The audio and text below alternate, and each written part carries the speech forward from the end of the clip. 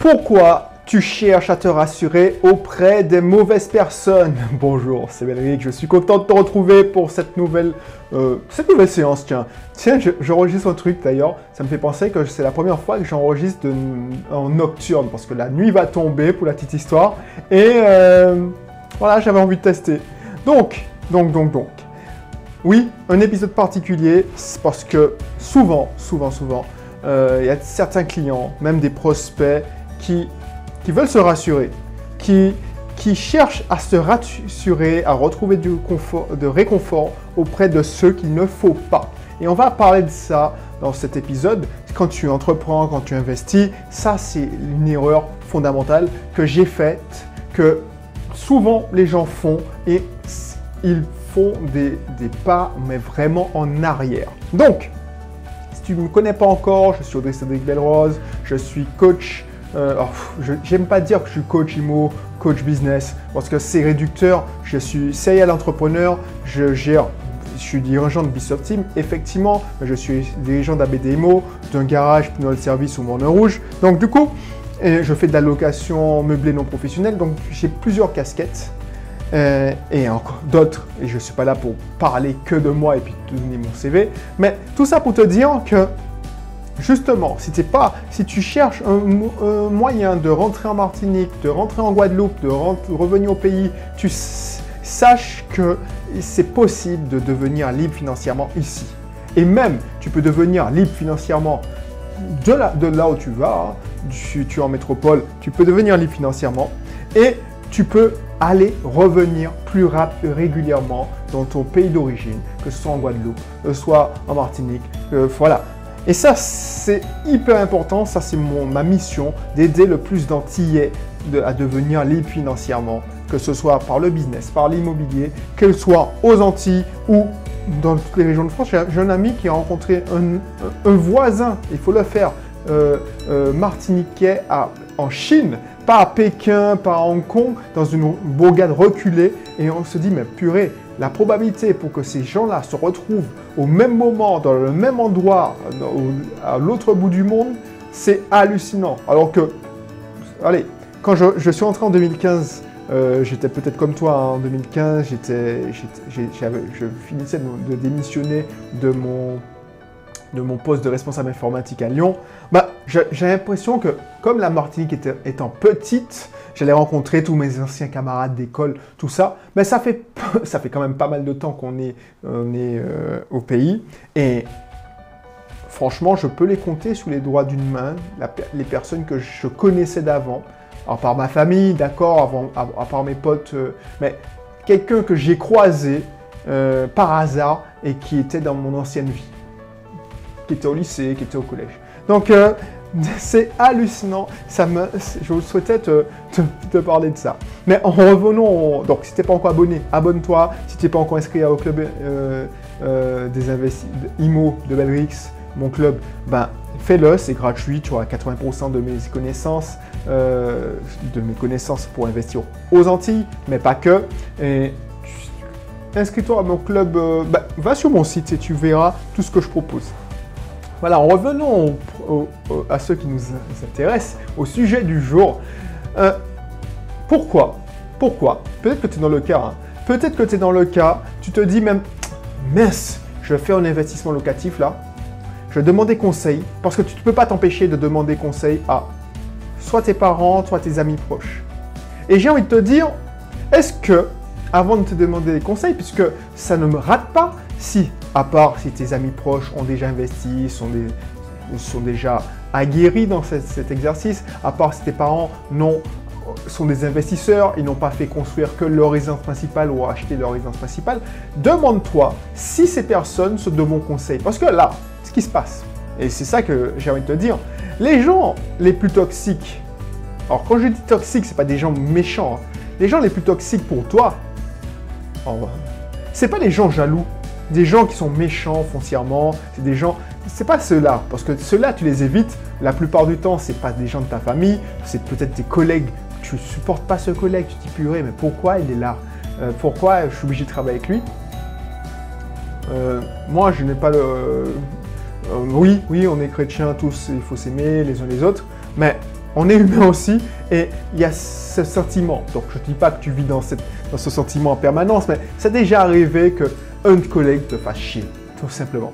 Donc du coup, cette personne-là, ben, je prends cet exemple comme il me vient, tu l'évites, c'est tout simplement. Tu ne vas pas déjeuner avec lui, tu vas déjeuner par exemple à midi avec tes collègues préférés. Donc ces gens-là, tu peux les éviter. Mais quand il s'agit de tes proches qui veulent te faire du bien, qui ont peur que tu te fasses mal, que tu aies des problèmes. C'est-à-dire que moi, je te donne une histoire. Quand ma mère, je lui ai dit, ça fait 10 ans que je fais de la location courte durée, quand j'ai dit en 2010, ben, c'était en 2010, fin 2009, donc on avait aux Antilles les mouvements sociaux. Et quand j'ai dit à ma mère, ouais, mais bon, on a des mouvements sociaux, mais j'ai repéré un bien à Tartane, je veux investir parce que c'était en août. Je te rappelle que les mouvements sociaux, c'était début 2009, français des War, voilà, le tourisme, il y avait des hôtels qui étaient partis. Ben, je viens de te dire que la première chose qu'elle m'a dit, c'est ouais, mais va pas faire ça, mon fils, le tourisme est mort, le tourisme ici, ouais. Ok. Et finalement, si je m'étais rattrapé par ma peur, si je m'étais rattrapé par ah oui, j'avais un doute, ouais, est-ce que je fais une connerie ou pas, ben, si je n'étais pas une tête brûlée, tout simplement, ben, j'aurais dit ah ouais, effectivement. Et je serais passé à côté d'une superbe affaire. Et c'est exactement ce qui arrive à des clients. Moi, j'ai une anecdote d'une cliente. Elle avait fait une bonne affaire. Elle était en mode ouais, on va faire une colocation ensemble. On a trouvé une super affaire. C'est un cash flow de facilement 700 € par mois, si c'est pas plus. Ouais, elle était contente. Et puis, elle a répondu à un appel pour que c'était soi-disant conseiller en patrimoine. Et finalement, on lui a fait un lavage de cerveau. Elle était paniquée, elle a passé une mauvaise nuit. Oh, elle m'a dit que c'était n'importe quoi, que les gens en colocation, ça ne fonctionnait pas aux Antilles. Ah non, il me conseille de construire un immeuble, d'acheter un terrain. Oh, tout doux. Ok. Donc, elle s'est retrouvée dans un état pas possible. Elle n'a pas dormi, elle a dû pleurer, je suppose. Elle s'est fait du mal pour rien. Pourquoi? Parce qu'elle a pris des conseils et elle a cherché à se rassurer auprès des mauvaises personnes. Pourquoi elle est allée à ce rendez-vous? Je te le dis pourquoi. Parce qu'elle s'est dit, tiens, Audrey Cédric, c'est un investisseur.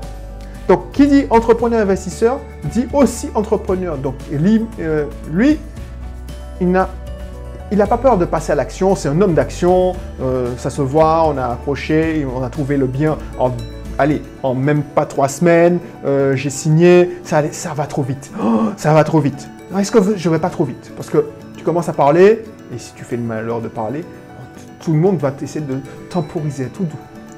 Donc oui, mais il m'a dit ça, est-ce que ça fait 700 €? Mais s'il disait mais si ça se loue pas. Donc elle est déjà en panique. Et toi, tu es déjà en panique, parce que si tu es dans cette notion, si tu es dans cette phase, tu es en panique parce que c'est trop beau pour être vrai. Et puis, tu te dis, bah, ouais, mais est-ce que je ne fais pas une connerie si c'est une bonne affaire comme ça? Pourquoi je l'ai eu moi? Pourquoi c'est pas un autre? Tu commences à psychoter. Donc, tu cherches à avoir des conseils. Donc, elle n'a pas cherché des conseils auprès de ses parents, ok? Mais là, je cherche des conseils auprès d'experts. Donc, un expert l'appelle, ben, ok, ça ne mange pas de pain, c'est gratuit, mais ce qu'il faut savoir, c'est que cet expert-là a une cam à revendre. Soit, ben oui, je suis désolé de parler de ça, c'est pas tous les conseillers en patrimoine qui sont comme ça, mais celui-là, ben, soi-disant, enfin bref, celui-là, ben, il avait une société de construction alimentée, quoi. Donc, le but, c'est de démolir le projet qui est bien initié. Et en tout cas, démolir un partenaire potentiel au passage. Donc, qu'est-ce qui se passe? Ben, il démolit la colocation, ça marche pas, c'est pas possible, sinon ça serait vu. Ok. Et puis, elle est en panique. Donc, moi, je dois travailler pour la remotiver, ne pas tout abandonner, parce que je suis persuadé dans ma conviction extrême que c'est une super affaire. Et ensuite, on repart. Mais tu sais quoi? Ben, heureusement qu'elle était accompagnée. Parce qu'elle aurait fait un pas en avant et 3 pas en arrière. Parce que l'ironie du sort, 2 ans après cette aventure, même pas 1 an et demi, qu'est-ce que je vois qui fait la promotion de colocation, qui fait une agence où il fait du service de conciergerie, le même gars qui avait dit que ça marchait pas. Donc, je suis désolé, alors il n'y a que les imbéciles qui ne changent pas d'avis, on est d'accord, mais son avis aurait pu foutre ma cliente dedans. Et c'est ça que je veux t'épargner. C'est-à-dire que, même si tu es intéressé à faire du business, ce qu'il faut se dire, c'est « Waouh, ok,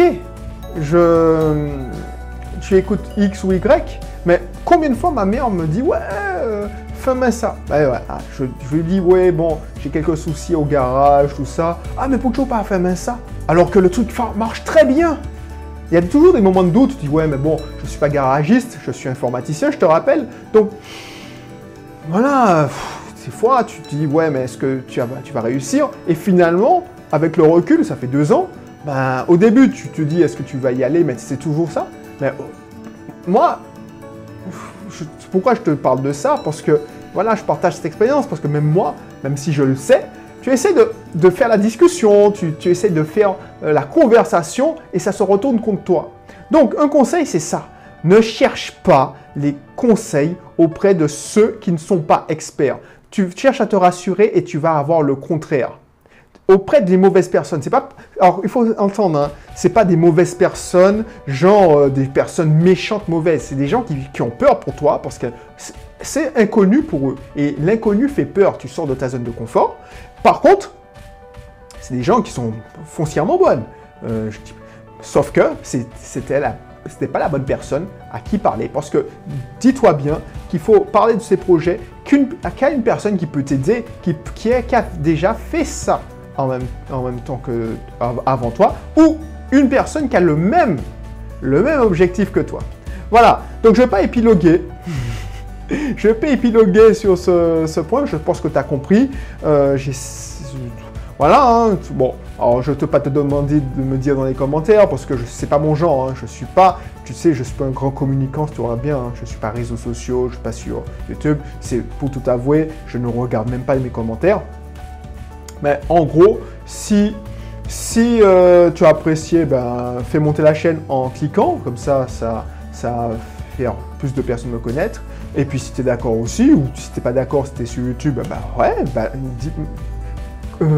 exprime-toi, voilà. Et puis si tu n'es pas encore abonné, abonne-toi. Et si tu n'es pas encore dans le club IMO, ben, je te donne encore plus des conseils un peu plus poussé parce que j'aurai plus de temps à te consacrer et tu auras accès à des formations, tu auras accès à mes webinaires en avant-première, tu auras accès à mes conférences si tu es aux Antilles, mais je ne désespère pas de faire des conférences en métropole. Ce qui m'a retardé, c'est la crise sanitaire. Et puis on se dit à la prochaine pour un prochain contenu. Allez, bye bye.